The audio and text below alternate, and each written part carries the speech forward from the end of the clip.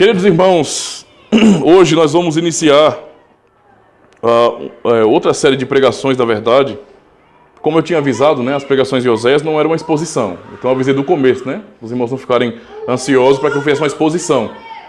Na verdade, demanda muito estudo e muito tempo para preparar, de fato, sermões bem antecipados naquele livro. Então o conteúdo é bastante denso.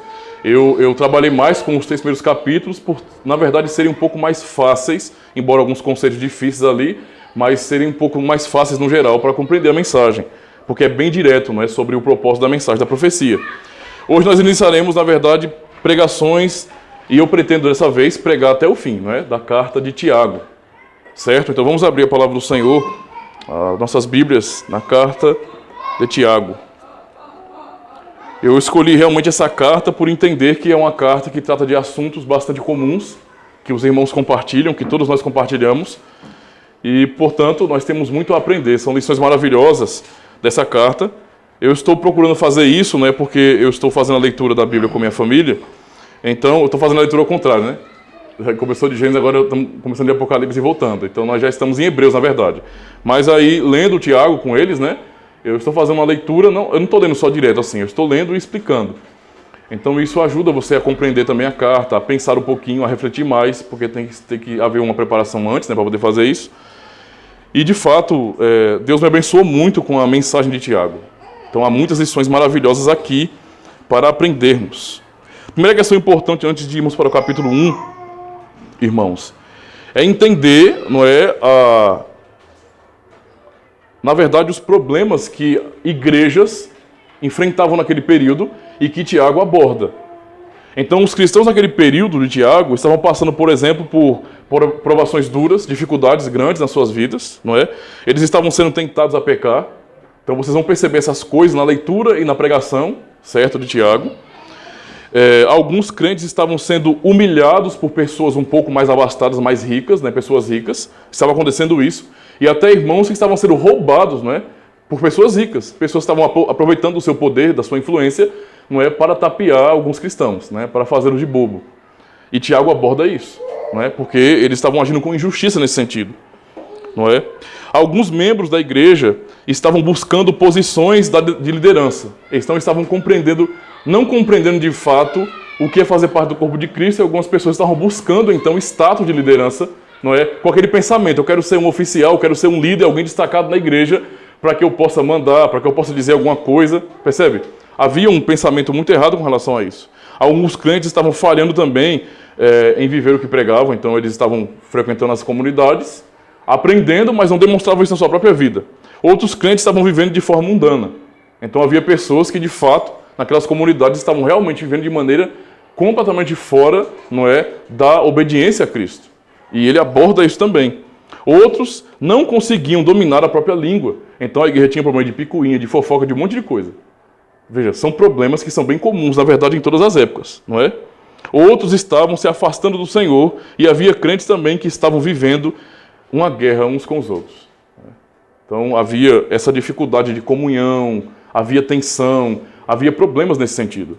E Tiago, então, na sua carta, ele vai trazer muito ensinamento, não é, muitas lições preciosas. Vocês vão perceber que está bastante dividido em bloquinhos, né, o ensinamento dele, temas bem divididos nesse sentido, para abordar problemas exatos da igreja, específicos da igreja, certo? E eu vou abordar, eu não vou fazer uma leitura completa do capítulo 1, mas eu vou por tema nesse sentido, vou observar cada assunto que Tiago abordou e fazer essa aplicação para nós hoje também, tentando explicar um pouquinho do que estava acontecendo e também fazer essa aplicação para nossas vidas hoje, por causa dessa conexão que há dos problemas deles e dos nossos também, não é? Não é diferente no nosso caso. A questão de Tiago, eu não vou entrar nesses méritos porque são méritos um pouco mais técnicos, mas existem 4 pessoas específicas na Bíblia com esse nome. Mas para resumir, e até o próprio comentário da Bíblia de Genebra também fala sobre isso, e outros comentários que eu observei, resumindo nesse sentido, não é, 3 Tiagos específicos, não é, são descartados, e um Tiago, em especial, ele é destacado como sendo o autor dessa carta. Esse Tiago não se identifica como um apóstolo, não é? E a conclusão que os teólogos chegaram, e na verdade se você for analisar os textos bíblicos que demonstram isso, vocês vão perceber que esse Tiago aqui, ele era meio irmão de Jesus Cristo. Esse Tiago era meio irmão do Senhor Jesus Cristo, certo? Assim como Judas, que escreveu a carta, inclusive que se identifica como irmão de Tiago. Então aqui nós temos o meu irmão do Senhor, que escreveu essa carta justamente para demonstrar às igrejas, os cristãos, a viverem de acordo com o Santo Evangelho. Por isso que há muito a conversa aqui da fé. Você vai aprender muito isso em Tiago. Não é? Há uma exaltação muito grande com relação à fé. A fé tem que ter um significado real na nossa vida. Não pode ser uma coisa meramente subjetiva, que você fale como se fosse algo apenas abstrato e que não pudesse ser visto, não é, nesse mundo. Não, a fé tem que ser vista. E esse é o ponto de Tiago aqui. Inclusive, algumas pessoas têm alguma dificuldade, às vezes, entender, porque faz uma leitura ruim de Tiago, não é? E entender que a mensagem de Tiago é uma contradição com a mensagem de Paulo. Vai contra a mensagem de Paulo. Paulo fala sobre graça e Tiago fala sobre obras. O meu objetivo em pregar é ajudar os irmãos também a entender que é totalmente ao contrário. Você vai perceber a graça de Deus aqui, de maneira muito forte, não é? Esse poder do Senhor que transforma o coração da gente, que nos faz, de fato, levar uma vida de acordo com o Santo Evangelho. É isso que nós vamos aprender nessa carta. No capítulo 1, essa parte introdutória, no versículo 1, diz bem assim, nós vamos ler do versículo 1 ao 4. Essa vai ser a parte de hoje. Tiago, servo de Deus e do Senhor Jesus Cristo, as 12 tribos que se encontram na dispersão, saudações. Meus irmãos, tende por motivo de toda alegria o passardes por várias provações, sabendo que a provação da vossa fé, uma vez confirmada, produz perseverança. Ora, a perseverança deve ter ação completa, para que sejais perfeitos e íntegros, em nada deficientes. Essa vai ser então a pregação dessa noite, não é apenas nesses versículos. Essa parte inicial, então, irmãos, quando Tiago se identifica aqui, assim como Paulo, ele se identifica como um escravo de Cristo. A palavra aqui, de fato, é escravo, não é tá servo, mas é escravo. Tiago se identifica, então, como um escravo de Deus e do Senhor Jesus Cristo. Assim como Paulo, Tiago tinha essa consciência de que ele pertencia ao Senhor. E isso nos demonstra a fé desse autor. Ele, de fato, cria no Senhor Jesus Cristo, confiava no senhorio de Cristo, não é? E ele já expressa isso no começo. E quando ele se dirige diretamente às 12 tribos que se encontram na dispersão, ele se refere diretamente às 12 tribos que ele fala aqui, não é? O povo que está espalhado pelo mundo conhecido da época, não é?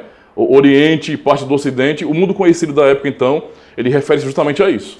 Algumas pessoas podem pensar diretamente sobre as tribos de Israel, mas o objetivo de Tiago aqui é escrever para igrejas, não é? Igreja aqui em seu caráter cristão, certo?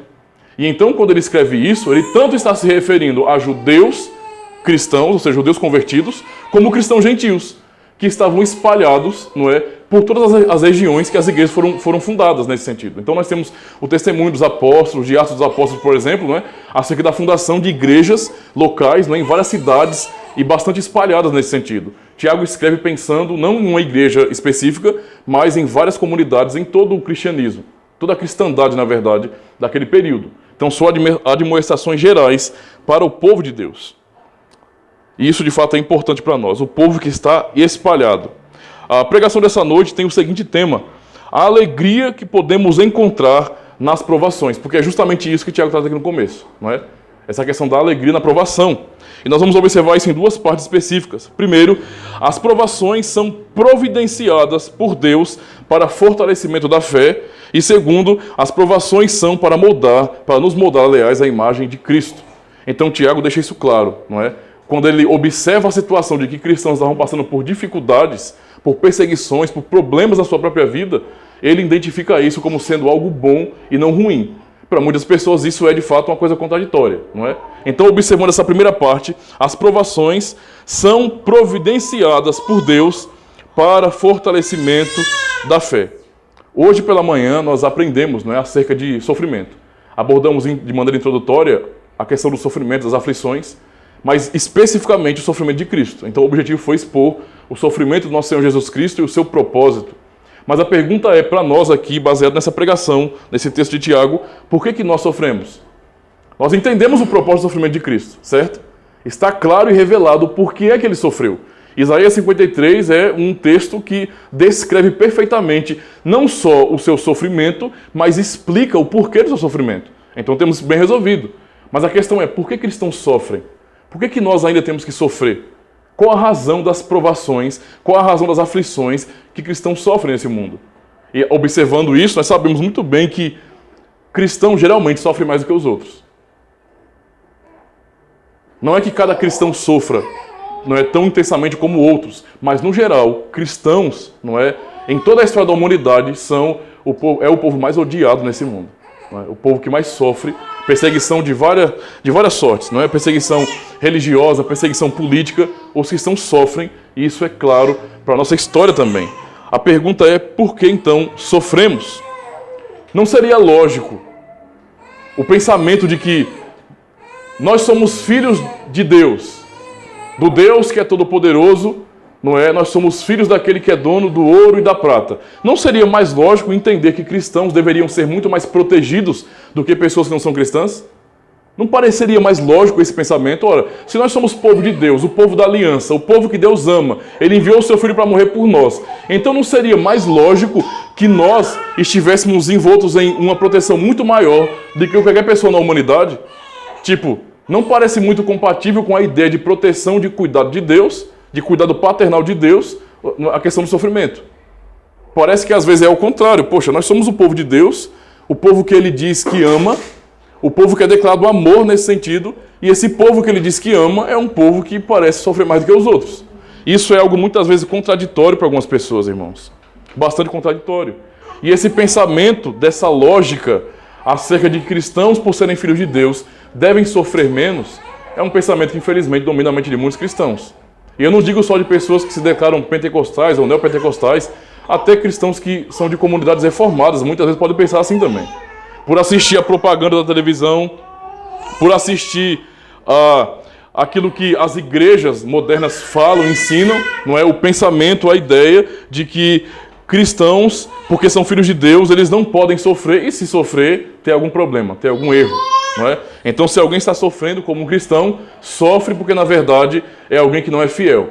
Ou você é fiel, não é? Ou você é infiel e por isso sofre. Então, essa é a realidade que muitas vezes as pessoas têm em suas mentes acerca de ser um cristão. Essa ideia, infelizmente, domina a maior parte do cristianismo. Não é? Então, o pensamento contrário da aceitação das aflições e do sofrimento é algo pequeno, minoritário, dentro da cristandade. A maioria absoluta dos cristãos, infelizmente, pensam nisso.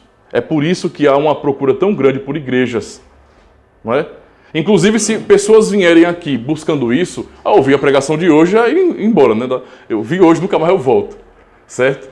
Porque, inclusive, tem pessoas que até dão indiretas. Né? Algumas pessoas, quando vieram aqui nos visitar, ou em tempos passados nos visitaram, saíram até dizendo bem assim, olha, vem para cá, para outra igreja, porque aqui você é amado.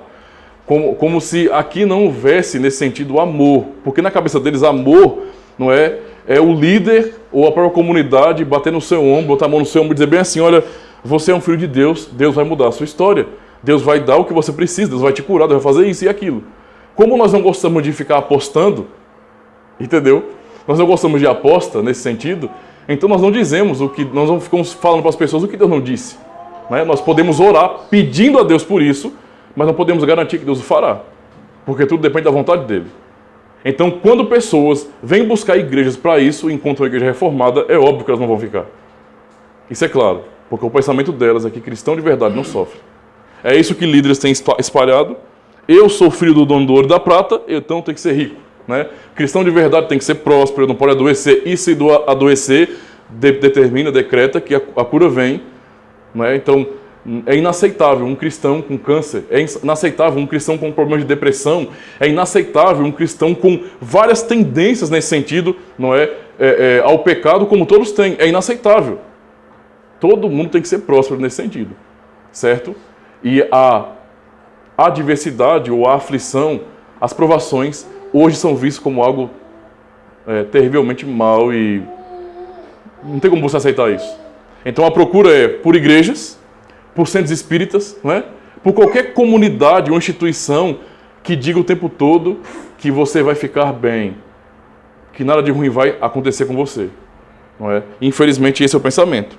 Nós, como cristãos reformados, temos um pensamento bem oposto a isso. Não é? Por exemplo, na Confissão Belga, no artigo 13, sobre a providência de Deus, nós lemos bem assim, prestem atenção, irmãos.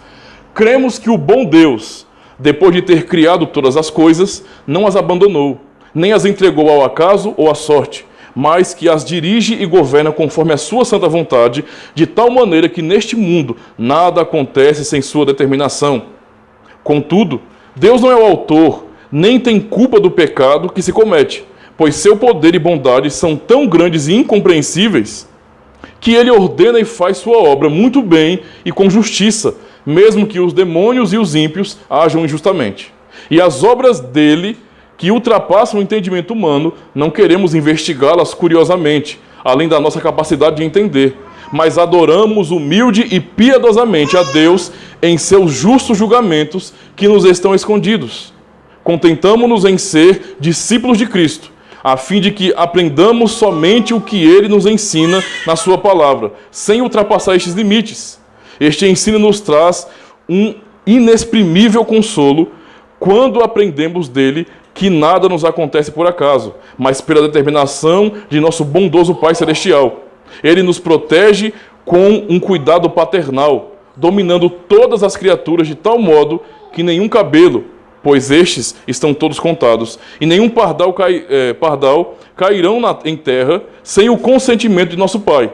Isso nós temos base em Mateus, não é? Sobre isso aí. Confiamos nisto, pois sabemos que ele reprime os demônios e todos os nossos inimigos, e que eles, sem sua permissão, não podem prejudicar.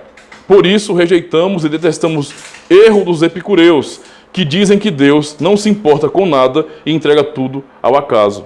Nós também temos a mesma realidade expressa no Catecismo de Heidelberg, quando nós lemos o Dia do Senhor 10, pergunta 27, pergunta e resposta, onde é de maneira explícita explicado ali que não importa se chuva ou seca, saúde e doença, riqueza e pobreza, tudo não é obra do acaso, mas tudo nos vem por causa do amor e do cuidado paternal do Senhor Deus.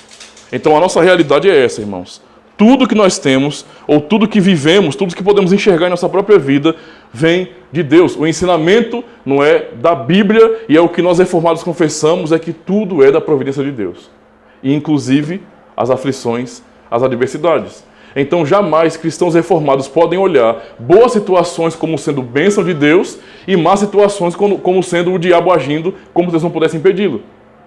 Tudo vem das mãos dele. E eu até quero ser, nesse sentido, mais direto e radical com relação a isso. Você seria um tolo se você ficasse culpando o diabo e ficasse perseguindo o diabo, como algumas pessoas fazem, e agindo como se ele tivesse feito e não houvesse um ser superior a ele, quando alguma coisa terrível acontece na sua família, na sua vida. Deus opera com a sua providência e ele é todo poderoso sobre tudo, inclusive sobre morte de pessoas que nós amamos. E nós estamos sujeitos a isso. Seja cônjuge, seja filhos, tudo isso nós não podemos, como cristãos que conhecem a Bíblia, dizer, Deus não tem nada a ver com isso, como os epicureus faziam, ele entregou ao acaso. Na verdade, pior do que os epicureus, vamos dizer assim, na verdade é o diabo. Ele tem poder para fazer isso e infelizmente o nosso Deus não teve condição de chegar a tempo. Ele até tentou, mas infelizmente ele não pôde agir com seu poder e nos salvar. Então nós temos um Deus fraco, um Deus que não nos serve muito, que na verdade não pode nos garantir coisa nenhuma. Quem nos garantirá a chegada na terra prometida? Se o meu Deus, ele não é responsável por tudo, tudo não está debaixo da sua soberania e tem um propósito dele, que é perfeito e que no fim glorificará o seu santo nome, como eu poderia confiar num Deus assim? Como eu poderia ter esperança e dormir tranquilo para saber que ele, o que ele prometeu, ele pode garantir e vai chegar lá? É difícil. Até cantar hinos como, por exemplo, quem nos separará do amor de Cristo?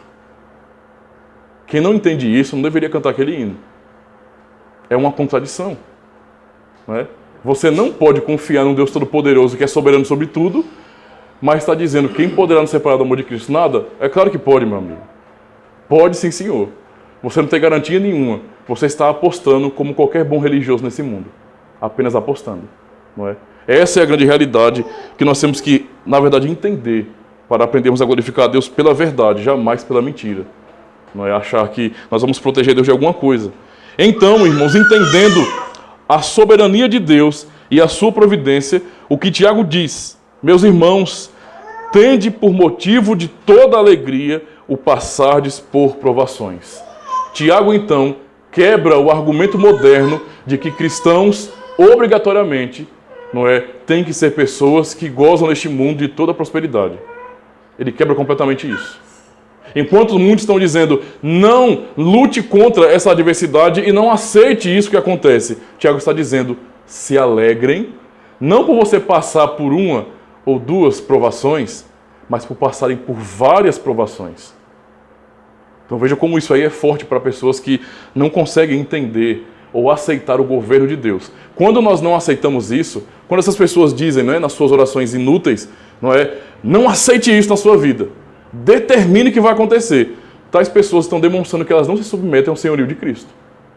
Ou seja, eu não aceito a maneira como Deus rege o universo. Entendeu? Eu não aceito. Nós somos responsáveis, mas no fim é o grande Deus soberano quem coordena tudo e tudo é a manifestação da sua vontade. Se você rejeita isso, a questão não é você orar e pedir a Deus por misericórdia. Não é você estar mal ou alguém da sua família está doente, Senhor, tem misericórdia daquela pessoa da minha família, tem misericórdia de mim, me abençoa com saúde. Você pode e você deve fazer isso. E se você não fizer isso, você está sendo tolo também. Mas é muito diferente você olhar para uma situação como essa e dizer, eu não aceito. O nome disso é rebelião. Então você tem um mundaréu de cristãos que, na verdade, são rebeldes. São revolucionários que não aceitam o governo de Deus. Deus manda o que manda por uma razão que glorifica o seu nome e que, na verdade, é o que mantém todo o universo em ordem. O que acontece, ele está, de fato, providenciando. E nós, como cristãos, temos que confiar nisso. Para mim, eu acho que eu me expressei errado, mas é engraçado até quando você ouve pessoas que são de tradição católica romana, e eu já ouvi isso aí, não foi uma vez só, dizendo que eu confio na providência de Deus. E você olhar para evangélicos que se dizem os certos da palavra, nós somos o pessoal do Sola Escritura, nós temos o conhecimento, Deus fala com a gente, não é? E fala de verdade aqui bem no ouvido. Tem toda essa intimidade, mas não confia na providência dele. Não confia na sua soberania. Não é? É um tapinha na cara para pessoas que, de fato, no fim, não confiam em Deus. Não é? Então, Tiago nos ensina algo muito importante aqui, que é a compreensão de que as tribulações, as adversidades, as provações não devem ser para cristãos um motivo de blasfêmia, um motivo de rebelião, um motivo de murmuração. Muito pelo contrário. Ele fala para nos alegrar com isso. Tiago quer nos ensinar uma lição muito importante aqui, como quis ensinar aquelas igrejas. Vocês podem encontrar alegria no meio das provações. E como é que nós achamos alegria no meio das provações? Como é que nós podemos encontrar verdadeira alegria no sofrimento? Como é que alguém pode dizer que é possível você encontrar alegria por passar por dificuldade? Tiago não está dizendo que quando você passar por uma dificuldade, você deve sorrir com isso, Como aquelas pessoas que metem a canela numa quina da cama, e fala glória a Deus, no coração querendo falar outra coisa. Não tem a ver com isso. Entendeu? Quando um menino quebra um copo da sua casa, e você, abençoado, mas você quer falar outra coisa no seu coração. Ele não está falando sobre isso. Isso é falso, Não tem a ver com isso. Não tem a ver quando doer na hora, você vai ficar alegre. Ninguém vai ficar sorrindo, e glorificando a Deus com alegria e cantando de júbilo ao saber que está doente, ao saber que alguém da sua família está com câncer, com alguma coisa. Não tem como fazer isso aí. O que Tiago ensina aqui é sobre a reflexão. Quando vocês passam por várias provações, qual é a lição que vocês tiram disso? Percebe? Então, nós passamos por dificuldades. Nós já aprendemos na pregação pela manhã que todo mundo sofre. O sofrimento não é de alguém particular, mas de cada ser humano, de todo mundo. E quando nós sofremos, então, nós temos algo a aprender do meio desse sofrimento.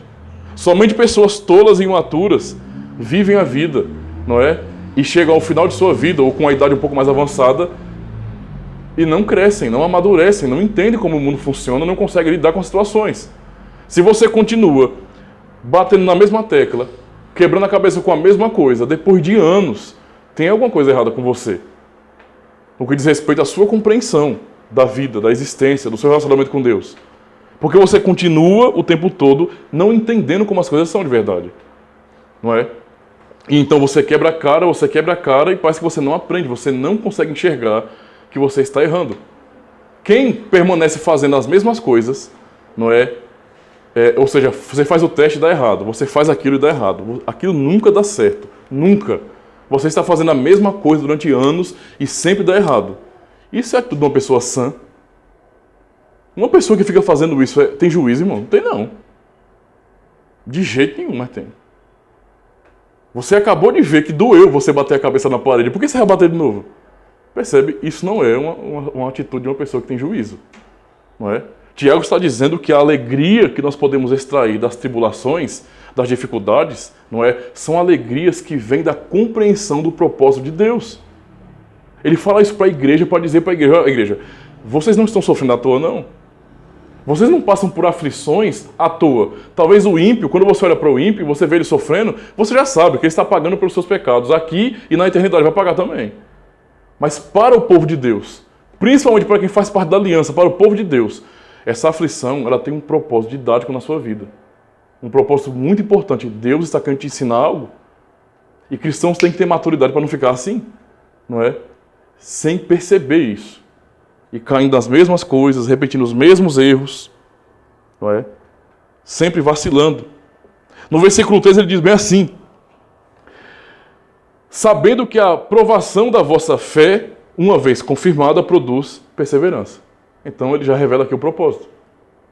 Não é? Vocês passam por aflições, certo? Provações. Se alegrem quando vocês passarem por várias provações. E por que nos alegrar com aflições? Porque eu devo refletir em tudo que eu sofri e extrair alegria daí. Por quê? Porque, na verdade, nós podemos saber que a aprovação que nós passamos, não é? A aprovação da nossa fé, uma vez confirmada, produz perseverança. E perseverança é justamente o que o povo de Deus precisa. Não dá para seguir o caminho até Canaã se você não for perseverante. Simplesmente não dá, não é? Quando você olhar para o deserto e está o mar vermelho atrás de você já fechado, tu vai inventar alguma coisa, fazer uma jangada e voltar para o Egito. Porque você não consegue perseverar, você não confia em Deus.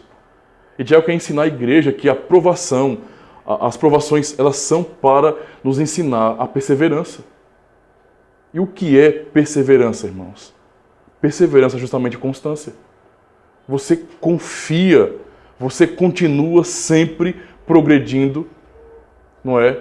Fazendo aquilo que você sabe que você tem que fazer, sem desistir, sem olhar para trás, sem retornar, sem retroceder. Você bota a mão no arado e você não fica reclamando e olhando para trás e querendo voltar, como o povo fez no Egito, algumas pessoas ali. Não, você recebeu a promessa e você vai perseverar na promessa de Deus. Então, um dia após o outro, você caminha e caminha, sabendo que uma hora você vai chegar em Canaã. Isso é perseverança. E é essa perseverança que o povo de Deus tem que aprender. E Tiago está dizendo para aqueles cristãos, vocês estão passando por dificuldades? É claro, vários tipos de dificuldades. Vocês sofrem perseguição por causa do governo, perseguição religiosa. O fato de vocês serem cristãos está causando certo tumulto, certo alvoroço nas cidades, porque vocês eram pessoas comuns, pagãs, pessoas que não adoravam a Deus, mas agora abandonaram toda a idolatria, toda a mentira, toda a prostituição, para se dobrar a um Deus que não se vê, para confiar em alguém que foi crucificado e humilhado. Então isso causava problemas com ele, né, com relação aos cristãos daquele período. Isso trazia problemas. Eram pessoas que trabalhavam, que tinham o seu relacionamento na sociedade. E acredite, nenhum contexto onde a religião é muito forte nesse sentido, não é, ser um cristão importa, sim. Pode trazer benefício ou pode acabar demitindo você da empresa. Eles passavam por isso. Percebe? E isso sim trazia problemas, dificuldades. E alguns cristãos poderiam estar ali. Por que isso está acontecendo comigo? Né? Por que eu estou passando por toda dificuldade? Poxa, eu não sou filho do dono do ouro e da prata, eu não sou filho do rei do universo, por que é que logo eu tenho que perder o emprego? Por que é que eu não consigo alcançar certos sonhos? Por que eu não consigo? Percebe? Há várias perguntas que nós acabamos fazendo, imitando o que o mundo fala muitas vezes. Mas Tiago está dizendo, de maneira bem contraditória ao mundo, não é? Diferente do mundo, vocês precisam encontrar alegria nas provações. Vocês têm que entender que o que vocês passam tem um propósito. E Deus quer ensinar vocês a serem perseverantes. Porque se vocês não confiarem em Deus, se vocês desistirem porque vocês percebem que até agora as coisas não deram certo, vocês não vão chegar lá. Seria como um trabalho da comunidade, por exemplo. Nós já estamos há 5, 9 anos, e sabe, tentando, e a igreja não cresce, e a gente não consegue alcançar coisas. Se você começa a olhar para esse tipo de situação, você vai desanimando e vai deixando de perseverar. O ensinamento de Tiago aqui é que essa perseverança, ela é fruto, não é, desse processo que Deus opera em nós para o nosso fortalecimento, para o fortalecimento da nossa fé. Deus nos deu a fé, mas a fé que Ele nos deu, que é o dom, Ele quer que ela se desenvolva na minha confiança em Deus. Não é só para mim saber que Deus é poderoso.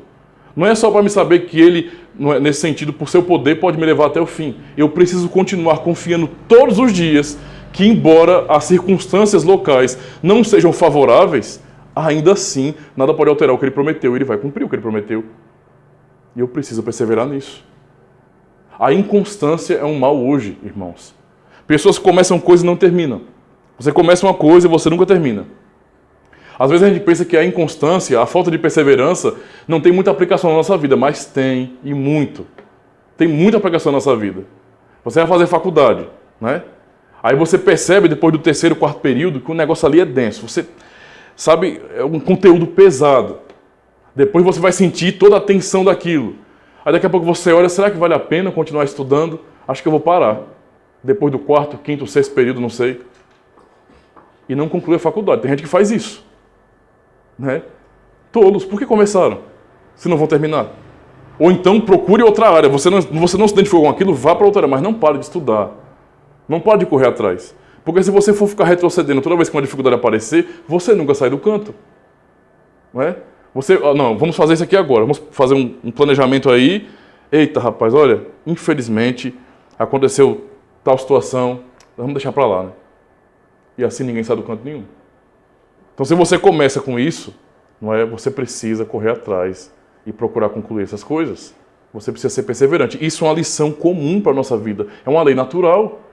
Observe a questão do fortalecimento dos atletas, por exemplo. Para quem é lutador? Para quem é lutador? Quem vive da luta, por exemplo? Você acha que essa pessoa vai chegar a um nível bom de luta, de competitividade, sem sacrifício? Sem passar por aflição? Irmãos, se tornar alguém preparado fisicamente exige tempo e muito sofrimento.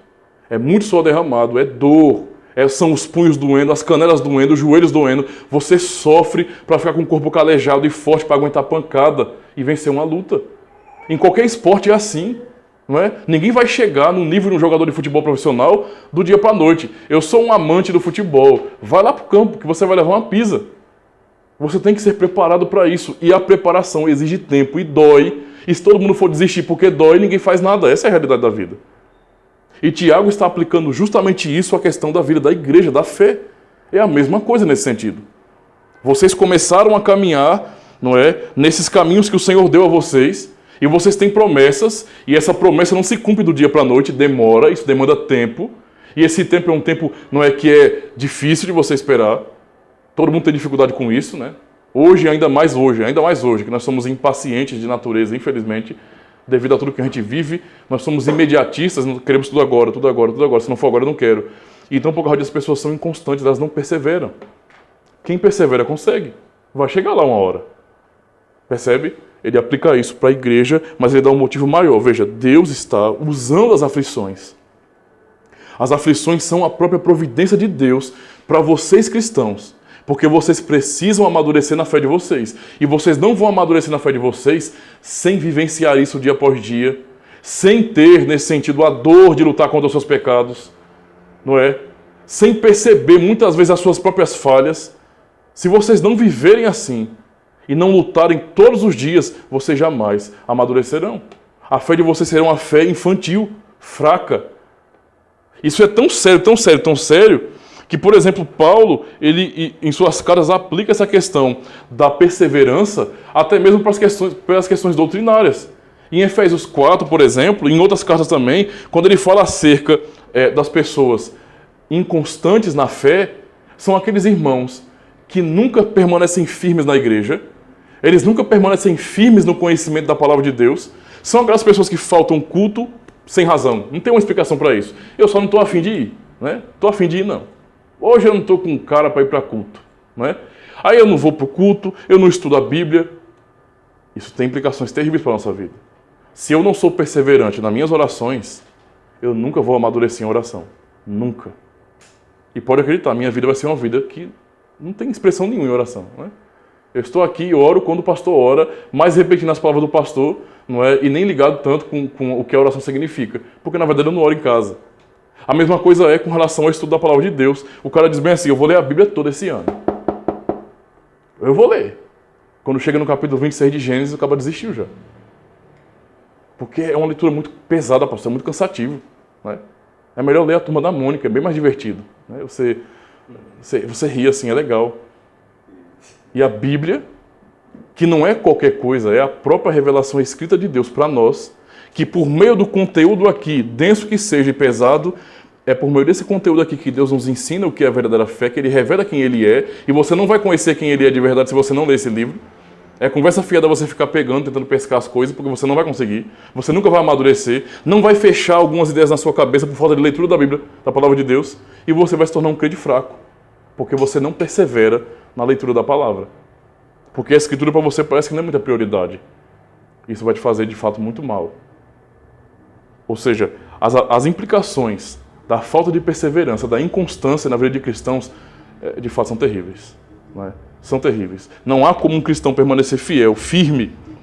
Não há como você amadurecer numa vida cristã para você de frente lutar contra quem você é, lutar ativamente contra o pecado, se você não for alguém perseverante na sua oração e no seu estudo da palavra, no seu devocional. Você precisa disso.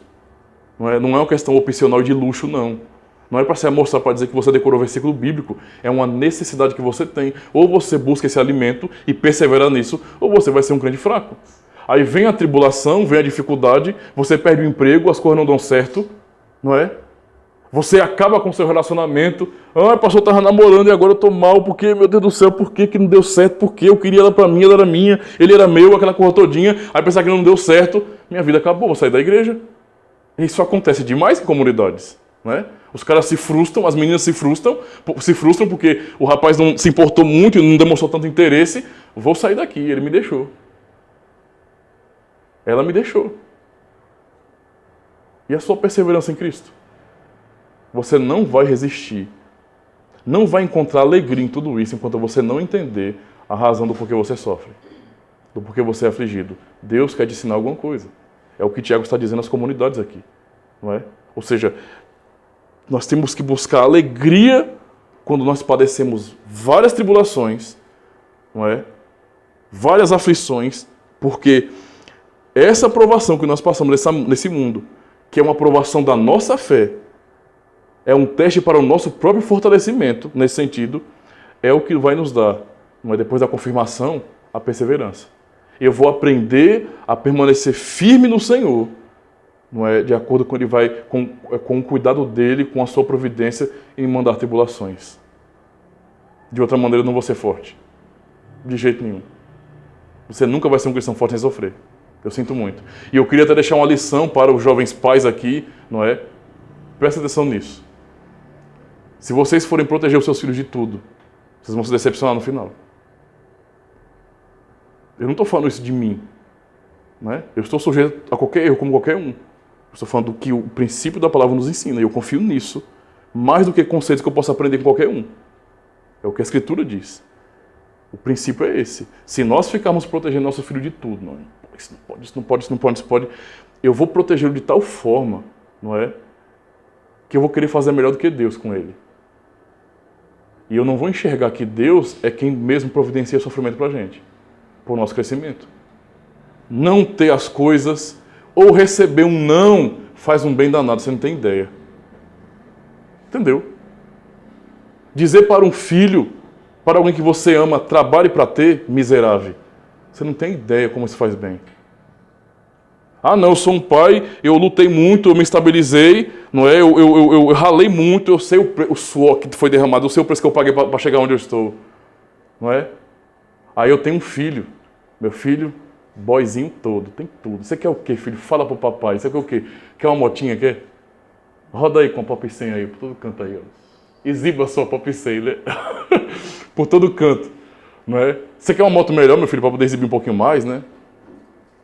Percebe? Quer um carrinho aí para você dar um rolê, para você levar seus amiguinhos, suas amiguinhas no cinema, no shopping, para tomar alguma coisa ali, sei lá. Percebe?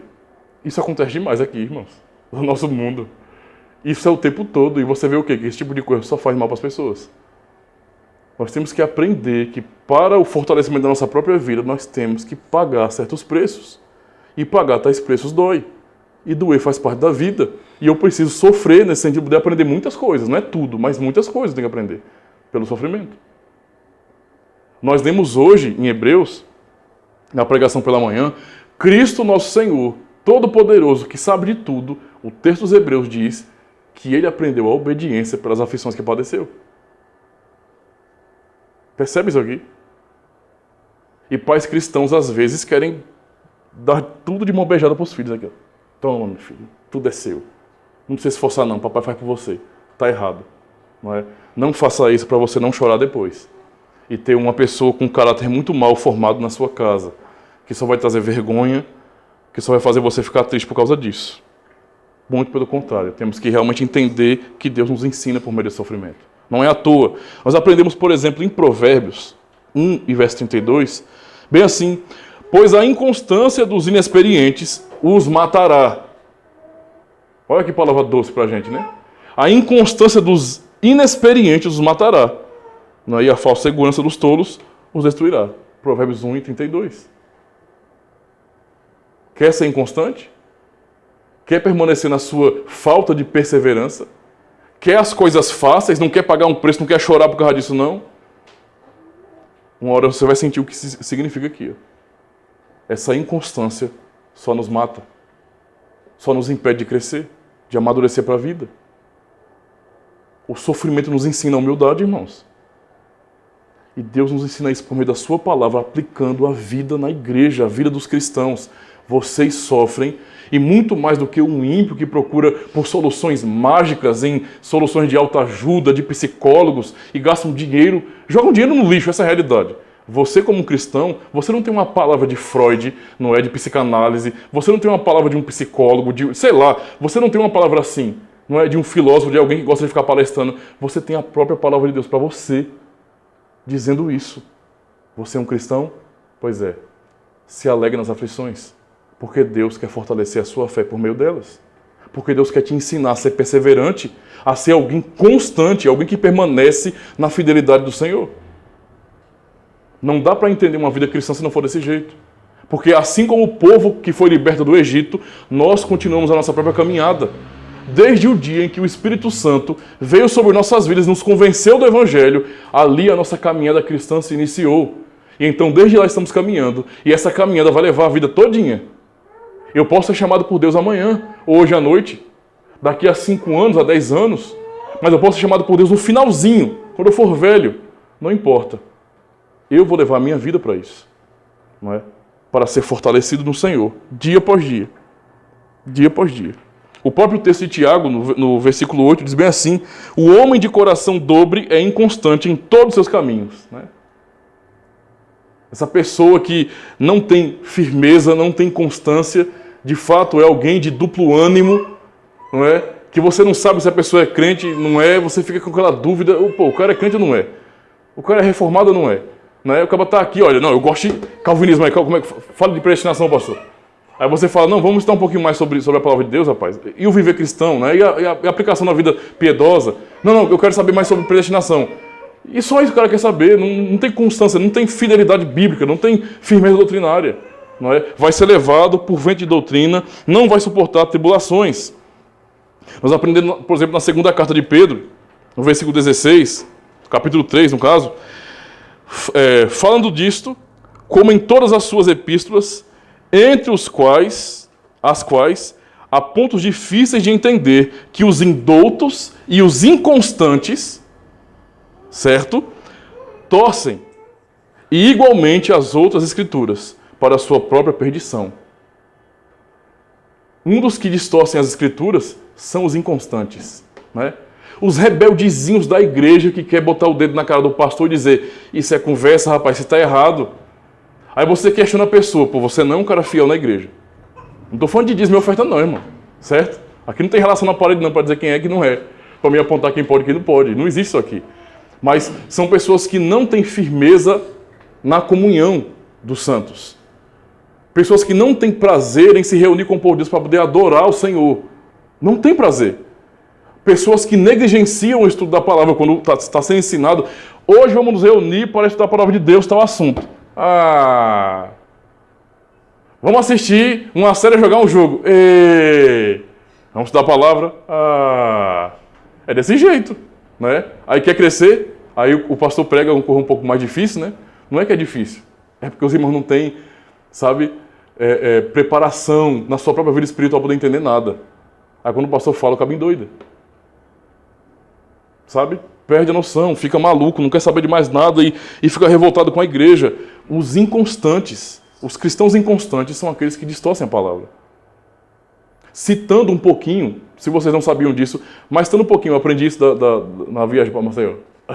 Então tá fresquinho. Mas os cristãos, por exemplo, como Jacó Arminius, né? O cara do arminianismo, foi um pastor reformado, formado numa igreja reformada, não é? Ou seja, alguém bem preparado, que aprendeu diretamente com um discípulo de Calvino, o sucessor de Calvino, não é? Alguém que foi muito bem preparado, porém, há relatos dele, e a gente aprende isso dando um pouquinho mais só de Dort, que por mais que ele fosse alguém preparado, ele nunca foi constante. Entendeu? Tinha muita bagagem doutrinária, mas era um cristão inconstante. E até falso, porque ele nunca falava das suas ideias para os demais oficiais. Ele aproveitava a sala de aula que ele tinha na sua própria mão. E ficava agindo como esse professorzinho de esquerda. Entendeu? Não tem ninguém para supervisionar, pessoal, agora aqui é a gente, viu? É o seguinte, ó, Calvino é doido. Entendeu? Esse povo todinho aí da igreja reformada, todo maluco aí. Eles estão... Entendeu a situação? Era alguém assim. Não tinha firmeza na palavra. E não só ele, mas os próprios demonstrantes, quando foram convocados, não é? Quando perguntavam a eles, vocês escreveram esses documentos? Poxa, digam alguma coisa. Era desse jeito, irmãos. Inconstantes. E são os inconstantes, como Pedro fala, que quando ouvem as pregações de Paulo, ou leem os textos que Paulo escreveu, como Pedro reconhece aqui, não entendem e distorcem tudo. Não é? Infelizmente, é o caminho que pessoas que não têm firmeza, não confiam na providência de Deus, são inconstantes, não querem saber de realmente ralar, de sofrer, de entender de fato que você tem que pagar um preço para chegar em tal lugar. As pessoas jamais, não é, vão poder amadurecer como cristãos. E isso é de fato uma desgraça na vida de qualquer crente. Uma desgraça, não é? O segundo ponto que nós aprendemos é justamente que essas provações que Deus nos dá por sua providência, isso tem que ficar claro, não é? Claro para nós, essas provações são para nos moldar a imagem de Cristo. Então, veja, Deus me dá provações e eu devo buscar alegria nisso, porque Ele, como um pai fiel, está me ensinando a ser um filho fiel. Entendeu? Ele está me ensinando a ser um filho fiel. E qual é o modelo que Ele nos dá? Nós já aprendemos no acampamento. É Cristo. Então, os nossos sofrimentos, eles são justamente para nos moldar a imagem de Cristo. O Espírito Santo de Deus nos molda assim.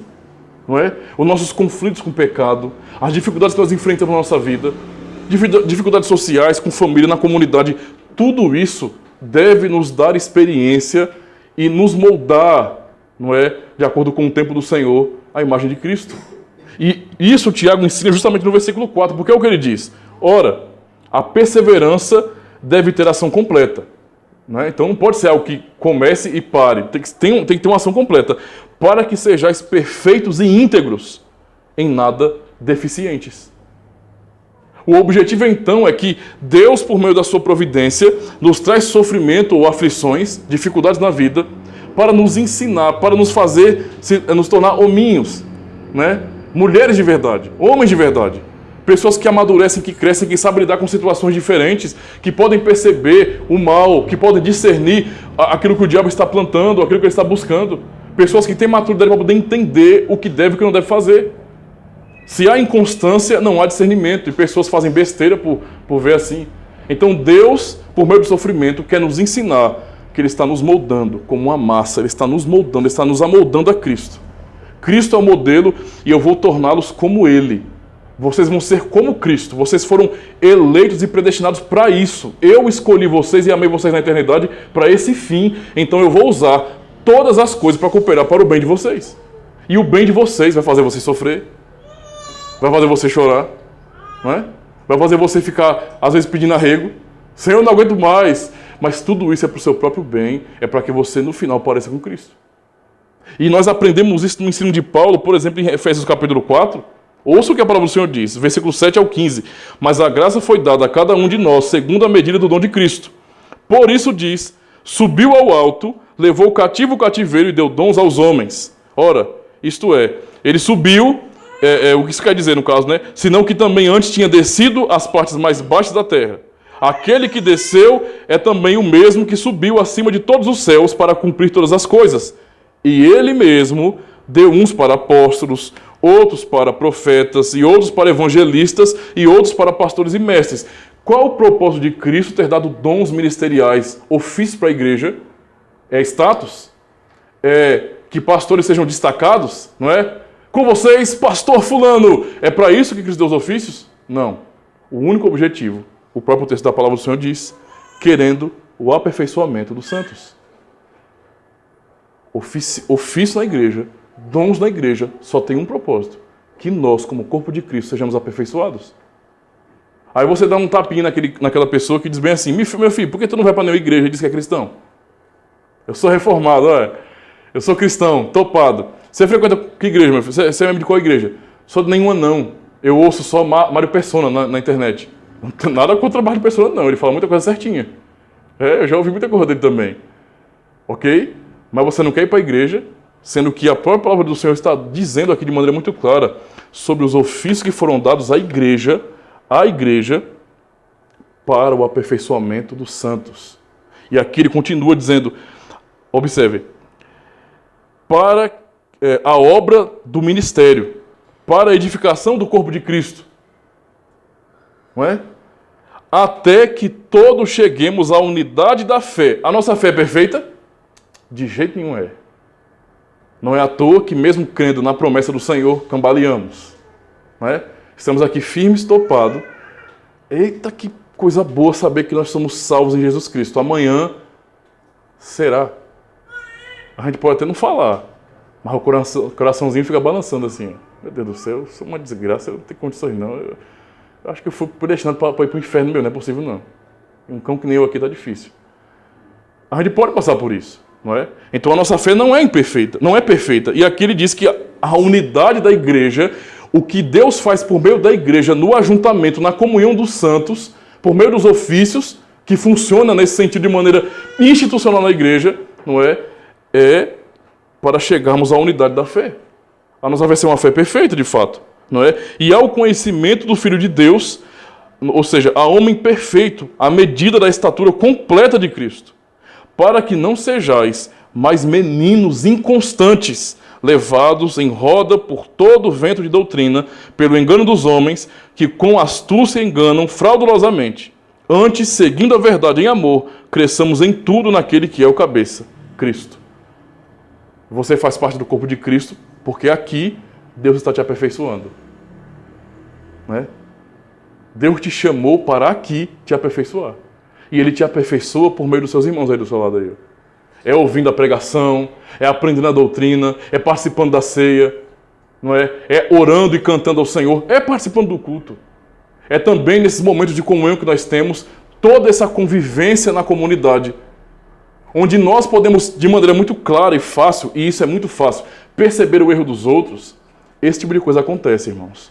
Também para nos ensinar. Nós somos moldados assim. Não é? Deus usa a igreja para me moldar. Então eu tenho que pensar dessa forma. Não é? Deus me dá aflições, e aflições na comunidade também. Dificuldades na comunidade, para que eu seja aperfeiçoado, para que eu seja moldado à imagem de Cristo. E esse, de fato, é o ensino que nós aprendemos do Senhor. Não é? Essa tamanha importância da igreja, onde nós somos, de fato, moldados, lapidados pelo Senhor. É por isso, entendendo essa realidade, a alegria deve vir do nosso coração, por causa das tribulações que nós já passamos e que ainda vamos passar, por uma razão, porque Deus está demonstrando com isso que nos ama. Ele não está nem um pouco preocupado em moldar o caráter de nenhum ímpio. Pode acreditar nisso que eu estou falando. Não é? Você não está vendo na Escritura Deus demonstrando preocupação com o ímpio, muito pelo contrário. Com o ímpio, não é? E você já pressupõe que é aquele que ele não elegeu, que ele não escolheu para ser filho de Deus, nesse sentido, filho dele, a esses ele dá promessa de destruição.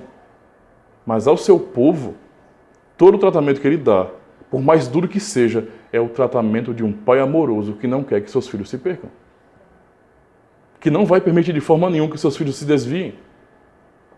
Que vai, por meio de todas as circunstâncias, de adversidades, sempre fazer com que seus filhos perseverem na sã doutrina. Essa é a grande realidade, não é? Então nós precisamos olhar para essa verdade do Evangelho, irmãos, e confiar. Quando nós estivermos passando, então, por dificuldades assim, porque passamos e vamos passar a vida toda, não é? Sejam doenças, não conquistar coisa que queremos, não é? Seja nos sentir derrotados, qualquer coisa, tudo que vier, magoar o seu coração, a sua vida, tudo isso, não é? É Deus te preparando, é Deus querendo te tornar uma pessoa melhor. Você enxerga essa maldade por causa disso. Você sofre por causa disso, porque Deus quer te fazer uma pessoa melhor. Ele quer que você olhe para você mesmo e você olhe, na verdade, para essas suas falhas e reconheça que o alvo da tua fé, da tua vida, é Cristo e você não está como Ele, então corra para Ele. Corra para Cristo. Busque ao Senhor Jesus Cristo, busque ser como Ele, imite, ande nos seus passos. É isso que o Senhor quer nos ensinar por meio da igreja e por meio das tribulações, das dificuldades. E entendendo isso, não é? Eu posso saber que Deus está me preservando, que Ele está cumprindo a sua fiel promessa de que nós somos povo dele. E assim Ele vai nos levar até o fim, fazendo com que todas as coisas cooperem. Por isso, irmãos, orem para Cristo, não é? Realmente perseverem nessa verdade e façam suas as palavras do Senhor. Façam suas, não é? Aquilo que nós aprendemos, por exemplo, em 2 Coríntios, capítulo 4, versículo 8 ao 11. Apenas ouça a palavra de Deus. Em tudo somos atribulados, mas não angustiados. Perplexos, mas não desanimados. Perseguidos, mas não desamparados. Abatidos, mas não destruídos. Então o apóstolo admite, nós passamos por tudo isso, mas nada do que nós passamos aqui podem alterar quem nós somos em Cristo. Essa é a realidade. E então ele continua dizendo, trazendo sempre por toda parte a mortificação do Senhor Jesus no nosso corpo, para que a vida de Jesus se manifeste também nos nossos corpos mortais. Nossos corpos. Então, nós passamos por tudo isso. Deus está nesse sentido de pouquinho, né? Matando isso que não presta em nós. Está matando o que não presta em nós. O que há de podre em você ainda com essa velha natureza caída, a corrupção que você vê no seu corpo, Deus está de pouquinho matando isso. Sabendo disso, nós cristãos, por mais que pareça loucura, podemos ser alegres. Eu não preciso contar a minha história, o de sofrimento do passado, não é triste, como se eu estivesse decepcionado com o que Deus fez comigo. Não, eu posso olhar para tudo que eu passei, vocês podem olhar para tudo que vocês passaram, e sabendo e confiando que o que vocês passarão nessa vida ainda é a bondade do Senhor, preservando você, para você não ir para o inferno. Isso é que é amor de verdade, não é? E assim nós somos conduzidos por Deus a confiarmos no Seu Filho e aprender que na nossa vida cristã, não é? Temos que fazer jus ao hino que iremos cantar agora, que tem que ser verdade no nosso coração. Te louvarei, não importa as circunstâncias. Porque nós sabemos a razão de tudo isso. Amém?